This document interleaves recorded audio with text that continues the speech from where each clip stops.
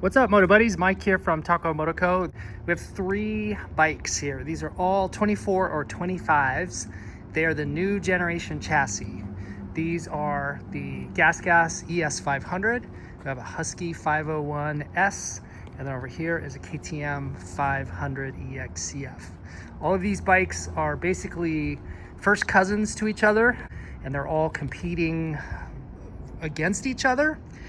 They have different price points. There are different metrics that make. There's some winners here. There's really no loser. We're not looking at it in terms of like winner and loser. We're just looking at each of the metrics in terms of like which one is best of the bunch. And I've got about 110 different differences between the 3. I'm not going to go over each and every one in the video. I'll post a link, a PDF link that you can take a look at, and it has every single difference and variation between these models, and then you can take as much of a deep dive as you want. But there's some parameters that might sway your decision one way or the other if you're bike shopping, and why you might want to pick one over the other. So let's start with the things that are exactly the same. These machines roll down the same assembly line. On Tuesday they make a Husky, on Wednesday they make a GasGas, and so on. They make way fewer GasGases. In terms of sales, the #1 unit for the Pierre Mobility Group is the KTM bike. KTM sells many orders of magnitude more than the GasGas. Husky would be second place, and GasGas obviously third in terms of overall numbers. If I can find that data, then I'll post that in the notes below as well. So what is exactly the same? The engine, electronics, those are all the same. Same bore, 95 millimeter stroke, 72, 12.75 compression ratio, the same camshaft, throttle body, 42 millimeter. None of these bikes have catalytic converters in the exhaust. They have the same wheelbase, rake, trail, same horsepower numbers. All of these bikes put out about 38 horsepower stock. And then with correct mods, you can get these up to about 57, 58 horsepower at the rear wheel. And steel oil pump gears upgraded from the plastic in the previous generation bikes. They all hold about 1.2 quarts of oil. Let's see what else. It's combined oil, unlike the generations in the past, or Hondas or Betas, where they have combined oils. These are, split oils. These are all combined. When you get these are all going to have the same tires, TKC 80s Continentals. There is no kickstart option on any of these bikes. That ended in 2017. 2016 was the last year that you could get a factory-equipped kickstart on these bikes. Batteries are the same. They're Skyridge 23 watt-hour batteries, and that's probably it. They all come with the same electronics. I think I mentioned that. Same harness, ECU, stock ECU, same tune. There's no variation or difference between any of that. So why don't we start breaking them down in terms of what some of the differences are unique to each one of these. Let's talk about the let's start at the front wheel and talk about the wheels themselves. So the KTM is going to come with a black giant rim and then a braking rotor. The Husky will come with the Excel Dirt Star Black. Both of these are going to be black. They're billet hubs, billet machine hubs. All of them have billet machine hubs, but the Husky is the winner of the class because it has the upgraded wheels, upgraded rims. And then the GasGas is going to come with a silver versus black on the KTM. Silver versus black, giant rims. Everything else is the same. Tires are the same. The tubes are going to be the same. So I think the Husky is the winner in terms of the stock wheels. The GasGas has a Galfer rotor, while braking makes the rotors on the Husky and the KTM. Lighting is the same. Seat height. Husky has, that's the winner on that category. Husky has the lowest seat height at 37.4 inches. KTM is the highest, 37.8. And then the GasGas is 37.6. Those are slight differences, but they are different. The rear sprocket on the KTM and the Husky, they're going to be black aluminum versus the GasGas. So there's just black anodizing on that rear sprocket, where over on the GasGas, it's just standard non-black anodized. So KTM and the Husky are going to probably take that. Stator cover is black on the KTM and the GasGas, but on the Husky, oh, it's black too. Okay, so that's a tie. It used to be kind of a bronze on the Husky, and I would have called that a winner, but since they're all black aluminum, I think that I'm just gonna call that a tie. On the clutch, it's a raw aluminum. On the GasGas, on the Husky and the KTM, they come black. So we'll give the win to those two. Skid plate, the Husky is the only bike that comes with a stock factory skid plate. None of the others do, so the Husky wins that one. Let's see, fuel tank. The GasGas has the biggest fuel tank of the bunch, 2.4 gallons. The Husky has the smallest stock, 2.1. That is not a stock tank, but the GasGas over there is a stock tank, and then obviously there's no tank shown on this one, but that one's 2.3. So the GasGas is the winner of the stock tank size there. The muffler on the GasGas is silver. It's a silver finish. And then on the other two bikes, they come in a black finish. And I think those two are the winners there. I like the black. Anodized look better. I've got aftermarket tank availability. Now the GasGas is gonna lose on that one because there's only one size from the two primary manufacturers, IMS and Acerbis. And so with the GasGas, you're limited on aftermarket size. You can only upgrade one size each, 3.25 US gallons on an IMS tank. And then on the Acerbis, it's a 3.1 or a 4. Oh, I was wrong. There are two for the Acerbis. So you get a 3.1 or a 4, upgrading from 2.4 stock. Again, you have to remember all this. I've got this in the notes, and you can check all this out later. So there are two, in fact, sizes for the GasGas, and there are two Acerbis over here for the KTM and the Huskies, and then 3 sizes for the IMS. So the IMS has 3, where on the GasGas they only have 1. Bar damping. So on the stock Husky, and let's talk about triple clamps and bar damping. So you get a billet triple clamp for the Husky versus the cast. So this is what this looks like. Cast is where the aluminum is just going to be poured into a mold and then some final machining has happened. This is going to be more supple and give you a little bit more movement in terms of just overall comfort for the front end. And if you've got a cast, this is probably what you want if you're more of a dual sport or weekend rider. If you're a high performance rider or you're looking for a tighter front end feel, then a billet is the way to go. And so the billet is what you get on a Husky. I've ridden both, and I prefer the cast. I prefer the feel. KTM has that too. I prefer the feel of a cast triple clamp. It's just a little smoother, it's less harsh. It's a subtle feel, but it's there, and so there is a little bit of a difference. Now on these, kind of where I'm going with this is there is a rigid mounting in between the triple clamp and then the bar mount. There's no dampers, there's no rubber in there, it's just a solid bolt in.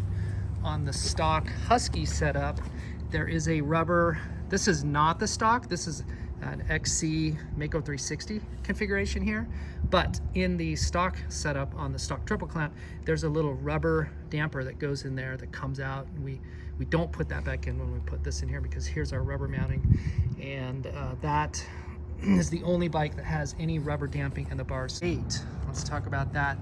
The KTM is the lightest of the group. This would be gassed up and ready to go. 267 on the KTM, which is the far bike, and then the heaviest here is the GasGas at 271, and then in the middle is the Husky at 269. Suspension is going to go to the Husky and the KTM, and the reasons are a couple of reasons. First of all, they're using the new generation exact fork configuration, and so what you have is a dual chamber, and then you have a bladder. They also have toolless clickers on the top and bottom, and you can change compression and rebound independent of each other, and they are those same functions are on both sides of the fork. That is a better fork configuration than what you get over here. This is the Explore 48, and what you have is compression on one leg and rebound on the other. Mid valve here is very unresponsive. Down on the base valve you have no adjusters, so there is less adjustability and then less control. These are forks that are more suited for just general casual dual sport riding. They fall away, the performance of these fall away pretty quickly. They are lower cost. They're essentially like last year's suspension parts. So the KTM and the Husky have upgraded suspension as far as the forks go, and so they win for sure on that. The shock is the same. All three bikes have the same shock. They have the exact shock, and that's upgraded for the GasGas. So to save costs up at the front end, they went with the Explorer, and then you do get, and it's a nice convenience, you do get current model generation exact. So there is a suspension difference between these two. These two are identical. GasGas is unique. Cost, let's talk about that. So the GasGas is the cheapest. It's right now in early 2025, this MSRP, and I'm not gonna quote what some of the dealers are making in terms of incentives and deals. The GasGas bikes right now, you can get some pretty smoking deals on those. There are dealers who want to move those, and the MSRP though, the lowest here is $12,499. That's the GasGas, $12,499 US dollars. The Husky is the most expensive. It's an additional $700 over the GasGas, and it's $13,199. And then Goldilocks in the middle is the KTM. It's $450 more than the GasGas, and it's $12,949. That's cost breakdown. Fork travel on the new generation bikes is 11.8 inches, and it's 11.49 on the GasGas with the older forks. And the linkage bikes, the GasGas and the Husky, both of those over there, those are linkage bikes, and linkage means that they have the lower, they're articulated down here on the bottom, and so you can change the ride height and the rear end easier. And then there are those who will say that the linkage gives you smoother function, smoother feel when you're in whoops and you have a lot of movement in the rear end. I personally like the rear end on the PDS configuration on the KTM, and you have nothing down here, so you have a higher ground clearance. The ground clearance on the KTM wins at 14 inches, and you lose a half of an inch here on the other two bikes. But you have that little piece there, you have this that hangs down, this little knuckle here that protects that. That's the skid plate, and that can get hung up on some rock crossings and log overages. So they're typically, the hard enduro guys will prefer the PDS over a linkage, and then the off-road guys, open class off-road and motocross, will typically prefer the linkage, but that's not always hard and fast. There are plenty of exceptions and plenty of people who will jump in the comments and debate that either which way, which is totally fine. Now, in terms of the electronics for the dashboard, the KTM has forever used the MAE electronics. This is, I think, is a Spanish company, and they make this dashboard. And then the Husqvarna has, for the last few years, used a Trailtech dashboard, but just in 24, they changed over to the MAE. So these two bikes are matched, and then the GasGas, it uses the Trailtech display. I personally prefer the Trailtech. There have been some reliability issues with it though over the years. Warranty has done a good job of replacing those out, but there just has been some water intrusion issues on those. For me anyway, I would give the GasGas the win as far as that goes, but you get the MAE on the other two. Bars, the Husky wins that one. The Husky comes with stock Pro Taper bars. Those, I think, have a smoother feel to them. They have a little more flex, and they do not buzz quite as much, I think, as the Neckens do. The Neckens are very hard. They're rigid and super stiff. I don't like Necken bars on any of my bikes. I pretty much pull them off straight away. So the Husky's gonna win bars. KTM will be in second only because they have black finish, and then over here on the GasGas, it's the exact same bar as a KTM, but it just has a raw finish. Hand flags, the GasGas has no stock hand flags. That would be, you know, like the rock shields here, whereas the Husky and the KTM, these are not the hand flags. That's not the hand flags that come on a stock bike, but these two do have hand flags, so those two are probably gonna take that. Subframe, now this is a big differentiator. The two that have this type of subframe, this is the new generation subframe. It was introduced on the competition bikes in 22.5 when the factory edition 450 SX came out. and it's a hybrid setup, and so it's known by having an aluminum spar. You can look here into the carbon composite and see the metal bracing. The aluminum bar goes almost all the way to the back. It ends right here. The rest of this is just the full carbon composite. It has a bridge here. All of this underneath is carbon, and then the aluminum lower spar right there, see that little peak hole from here down, it's aluminum, so the weight is carried into the frame here, and then the weight is pulled from the frame there. And so the triangulation of the aluminum into the carbon composite give this terrific strength, and the advantage of having carbon composite is flex and vibration damping. And so a bike that has this subframe will have a smoother feel in the seat. When you're sitting, you'll have less engine and tire vibrations coming through the seat with this setup. There is some honeycombing. Let me see if I can kind of tug this down a little bit. If you look up under here, you'll see this really cool looking honeycombing that gives a lot of structural rigidity and strength to the underside here. All of that has that honeycombing effect, and you can see the artifact of the molding just ever so little here when the sunlight hits it right.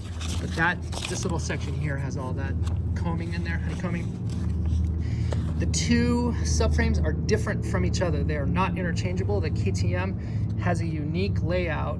Its disadvantage, something I do not like about the KTM, is to gain access to if you want to pass any wires or accessories into the airbox area here. This is the voltage regulator. It used to be on the frame here on the previous generation bikes. It's now located here on both the Husky and the KTM.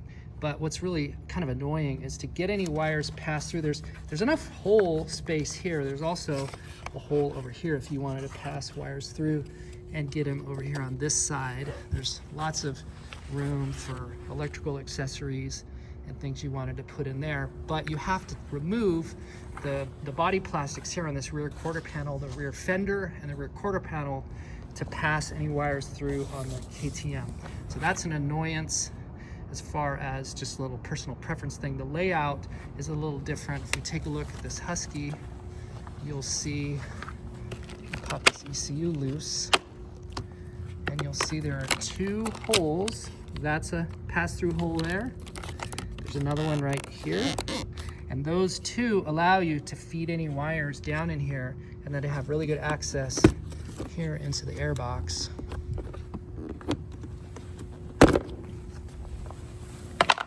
So like when we do our accessory harness, we have a starting capacitor over there, and then our relay set up here. The wiring for all that just really easily drops down in there. You don't have to take any of this stuff off.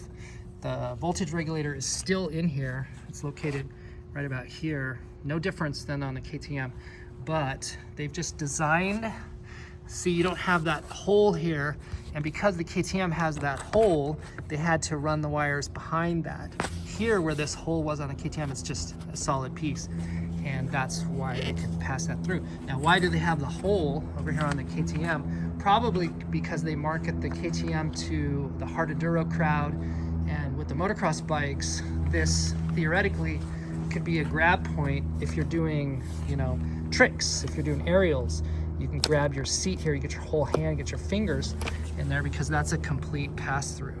So my theory, I don't have any backing on this. If anybody knows any different, you could leave that in the comments, but that's my theory anyway, is for KTM is probably going to be used more for those aerial tricks, like X Games type stuff, than the KTM, or than the Husky would likely be. So that's just a working theory of mine. But again, different. They're not interchangeable between the two. Just a quick overview. I think we've done this before, but just this is the tail light coming in. Here's the voltage regulator connector. This is the key dongle. This is like a programming dongle that tells the harness that you have a key or not. You can get a bypass dongle that will tell the ECU that there's no key. This is the connector for the tip over sensor, which is right there. This is the XC2 connector port for the dealer, and ECU, that's aftermarket ECU, that's a Takamoto Get ECU there. And then this is the OCU, which is like a PDM, a power distribution module. battery here, and then this is starting relay there. So that's what's going on up there. This is not the stock fuel pump. This is the IMS tank. I have a video where we break this down, but just to give you an idea what's happening here, this is the side port fuel pump from the old generation bike. The outlet port is down there. Let's look at that specific thing on the GasGas. Here you see, this is the current model fuel pump, not the old generation pump. It's located here, and the fuel is being pulled from a little reservoir cup that just sits under there. So any fuel that's trapped in these side wings, when you're in flat ground, you're not going to be able to pull that into the pump. And then under here, you see there's no outlet. There's no fuel outlet. The fuel comes out of the bottom, well, it comes out of the top of the pump, and it comes here through the bottom, and it goes into the injector. So different styles. All three bikes come with the exact same pump and the exact same configuration. It's just that the tank sizes are different. Now, the subframe on the GasGas, it is the old style ladder frame aluminum configuration where all of it is aluminum. It's unique to the GasGas. It's not the same subframe that is used on the KTM from the previous generations because the frame has been updated for 24. So these bikes are all 24, new for 24. So it's not the same exact subframe. It's new for 24. It's styled differently. It has different, just the way it's put together and assembled. But basically, all of this is aluminum. You really can't see what's going on here, but this top piece comes to a point, the bottom piece come to a point, and it's all welded together. And every bit of it is aluminum. There's no carbon composite anywhere. This is the bridge spar that comes across that bridges that triangle down there where the weld point is. The connection point of here and here, these two all meet right there. And then as far as the electronics tray, it's just a plastic, just a standard plastic tray. Some of the things that are going in here, again, this is just a holder. It's a carrier molded holder for the electronics. You have the voltage regulator, which is here now. It's upside down. I don't know if we can see it, but there's the edge of it right there. We have the same electronics, aftermarket Takamoto electronics on this bike. We have our power distribution module. Here's the starting capacitor, and then the fuses that manage all of our electronics are there, and that's really easy to pass through on the GasGas because it's super open. There's really big openings here, let you push that wire down in there. This is the intake air temperature sensor. The other bikes have one. It's in a different place. On these bikes, it is here. It's that white probe that's right there. Oh, you can see some honeycombing there just to give it strength and lightness. That's the Husky has the same sensor and it's in the same spot, but it's just here on this setup. This is that ECU connector port. Here is the tip over sensor, the connector for that. The ECU, we have a Takamoto Get ECU on this bike as well. Here's the PDM. That connector for the voltage regulator is hiding down there. The key dongle, the key selector, that guy lives right there. And here you have the same OCU on the other bikes. The battery is the exact same on the other ones. Starting relay is in the same location. So there are some who will argue and say that the winner of the subframe goes to the GasGas, and I would probably agree. And I think the number one reason is durability. If you take an absolute crash out, if you land super hard on that rear subframe, and I've been on rides and we've done this on the previous generation bikes, that will bend. All of this aluminum in here, this ladder situation will bend, and you can get a couple of guys where you brace the back end against a rock or a tree, and you can just brute force to bend it back. In a worst case scenario, you could take off the plastics, get the subframe out, and do what you needed to do to bend it back. So the likelihood of damaging the subframe is minimal. You can bend it, but it's very unlikely that you'll break it. You can snap the plastic, sure, why not? That'll happen on any bike. But in terms of the subframe itself, now there's few documented, it's not none, but there are few documented cases of snapping the subframes here on the new generation bikes. You have to really, really loop these things out and crash them pretty hard. It absolutely can happen. And where I've seen them crack is right here at the end of the spar, where somebody does a really big hit and it'll snap. I guess you're looking at, so here's aluminum and here's aluminum. The bridge, the interface between the two is all carbon composite, and I've seen some cracking happen in this area right here with really hard hits. And the Husky less so, because it doesn't have the open web design, it's stronger. But I've seen the Huskies snap right here. They have a little bit of extra material that goes back that just incorporates the way the plastics all come together. And I've seen that snap off when the tail piece, somebody will loop the bike out really hard, and then this will come up and snap this piece here. The bike continues to be rideable, and I've seen people use homemade DIY methods to try to, you know, strap some of this back together. But that's where they'll break on the Husky, that's where they'll break on the KTM, and on the GasGas, they won't break, it'll just bend. So while this bike weighs more, and that's one of the reasons why this, the GasGas has a heavier weight, is partly because of the subframe being heavier on the GasGas. So we'll give GasGas the win on that one. Brakes, I'm looking at my list, I think we're coming down to the tail end. On the Husky for the previous generation, now Husky has had a weird history with their braking and hydraulic systems. They had a season where they used Magura, then they changed to Braktec. This one is a 24 and it has Braktec on it. 25 bikes have switched to Brembo. So Huskies, depending on the year, you've had either Magura, Braktec, or now 25 Brembo. On the GasGas, it's only been Braktec. They've never had anything else. There is a current open recall on the Braktec front calipers. I'll show you what that looks like. We have a video that covers specifically just that. But you see these two little cast dimples right here? There's two right here. If you have these, then this brake caliper is subject to that recall. And on the Braktec systems, we'll have to contact the dealer here with the VIN number to find out what the next course of action is. It will likely be replacement of the caliper itself. There is a newer updated version of this which just has a different casting, and the problem is that you can get cracking here at this interface. There are two pins, so the caliper slides on two pins. This one's got a little clip on it and it's completely removable. This top slider here has a little well of grease underneath that boot, and this is pressed into the caliper, and then it slides here inside of the bore on the carrier, on the caliper carrier.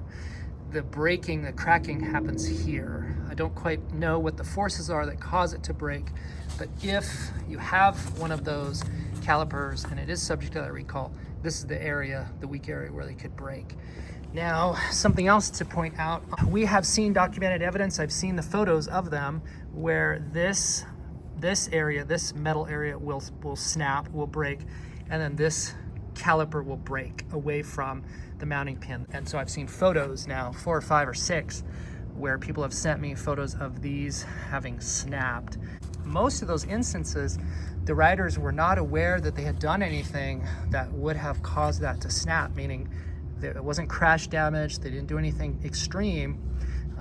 They just happened to notice one day that there was some weird, one guy said he had some weird noise, so kind of a clunk clunk in the rear end, and then he just took a look and noticed that his caliper had sheared, had broken right there. So the braking components right now on any of these bikes could potentially be an issue. We have an open recall on the front. I'm not sure if the rear may be subject to a pending recall and replacement.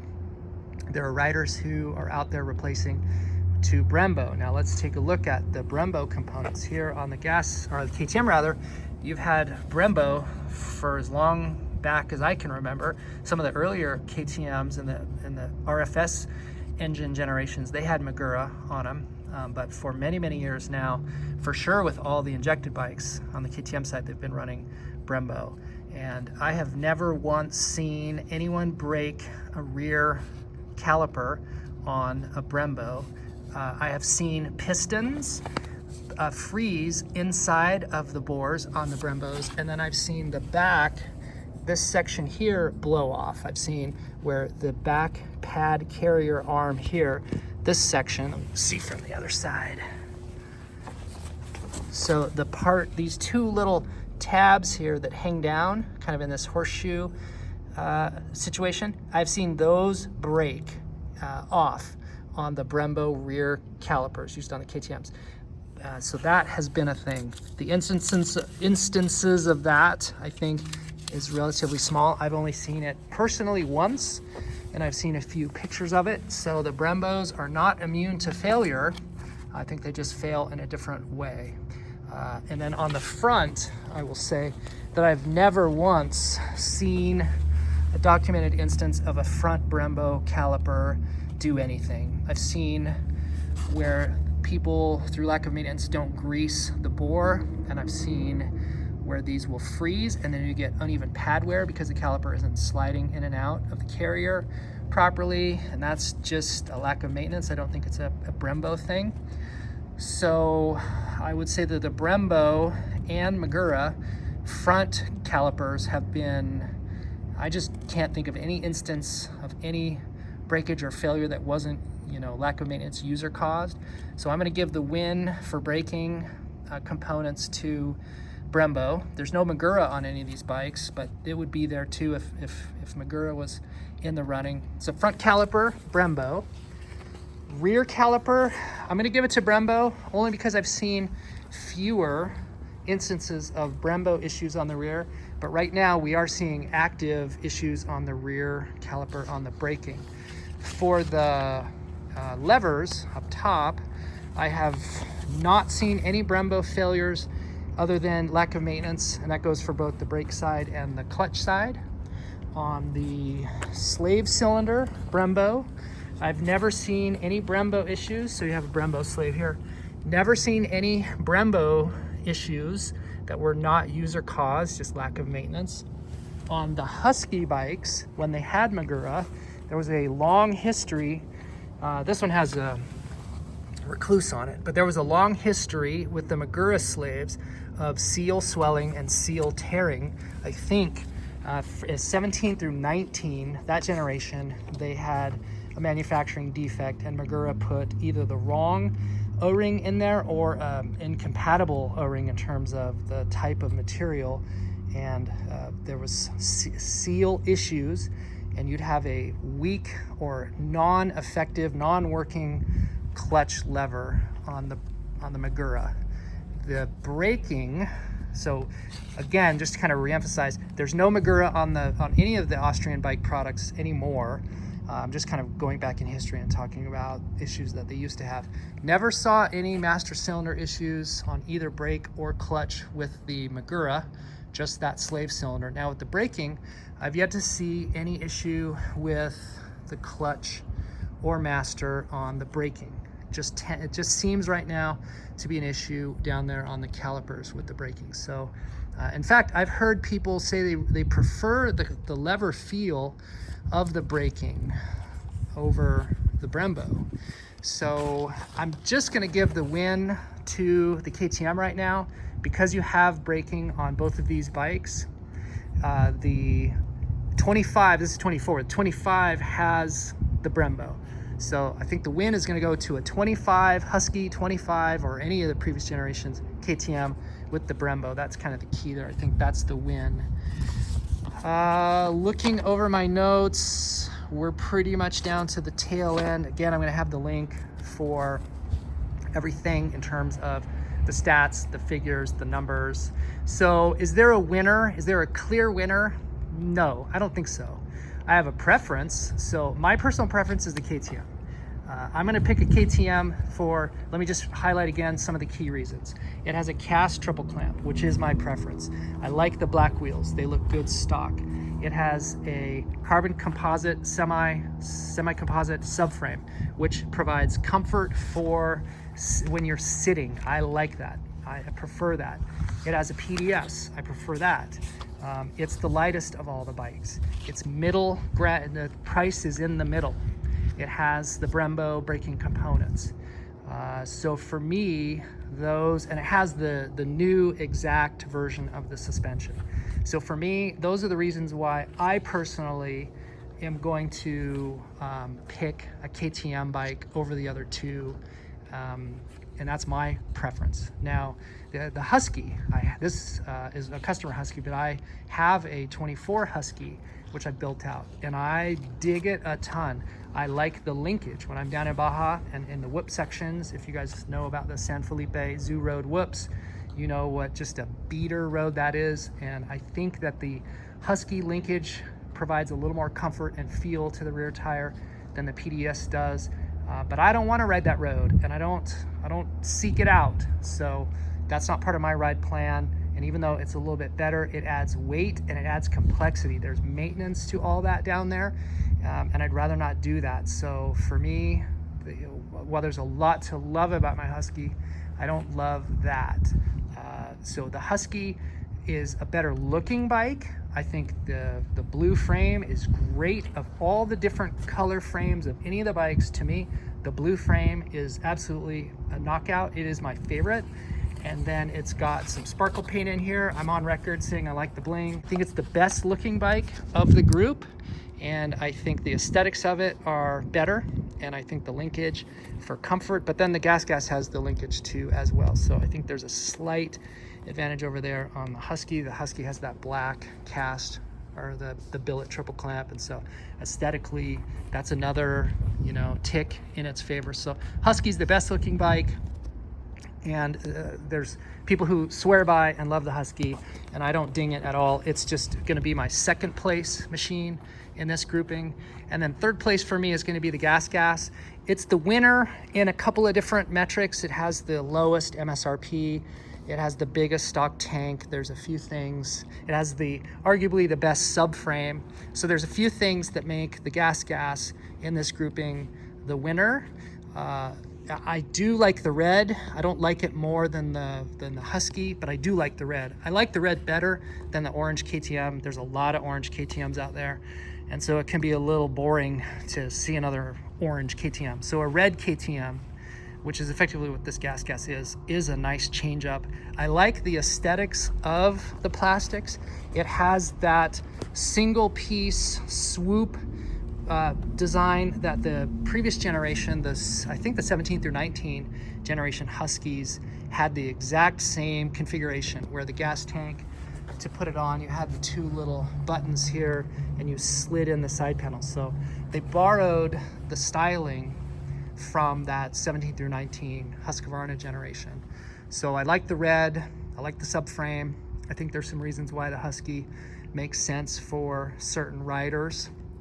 If you're on a budget, you want an Austrian bike on a budget, a European high-performance bike, the GasGas makes a lot of sense. If you don't care about some of the suspension upgrades for the other two bikes, if that's not a priority to you, cost savings is, then the GasGas makes a lot of sense. That's a wrap. That's everything I think I know of that's different. If you know of anything that we missed or that we said wrong, or you'd like a little more information about, drop that down in the comments. Go to the link to see the spreadsheet that I used to tabulate all these differences, and hit us up if you have any questions about setting up a bike, building a bike, or if you have any questions about parts or accessories or anything we can do to help you keep you on the trail. Like, subscribe, go out, get some adventure.